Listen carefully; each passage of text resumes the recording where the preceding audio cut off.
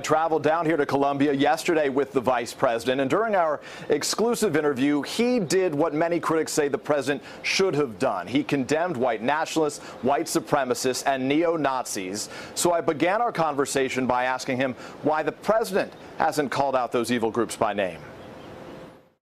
President Trump yesterday stated clearly that he condemns hate and violence in all of its forms.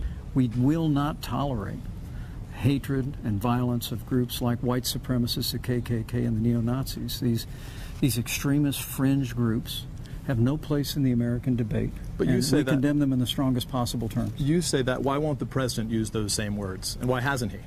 I think the American people heard the president yesterday speak plainly and condemn, in his words, in the strongest possible terms, organizations that purvey hate and violence. I think the American people heard him, but what they also heard, Peter, was a president calling for national unity.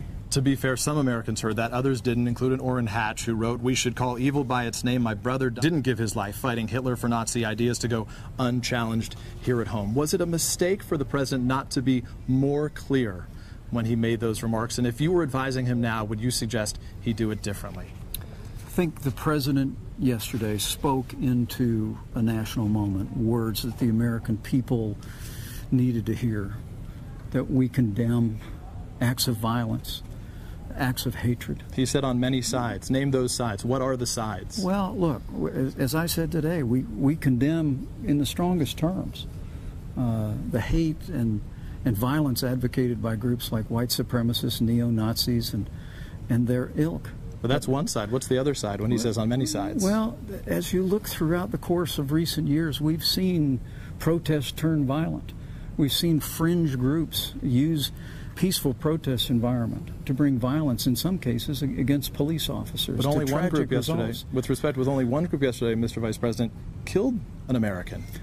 And we're bringing the full weight of the federal government to bear on investigating and prosecuting that individual for that heinous act that took the life of that innocent woman. I will tell you, Peter, that I take issue with the fact that many in the media are spending more time criticizing how the president addressed the issue. But this yesterday. is Orrin Hatch and Cory Gardner, sir. Well, it's not me. I'm reading their quotes. Many in the media have spent an awful lot of time focusing on what the president said and criticisms of what the president said, instead of criticizing those who brought that hatred and violence to the streets of Charlottesville, Virginia.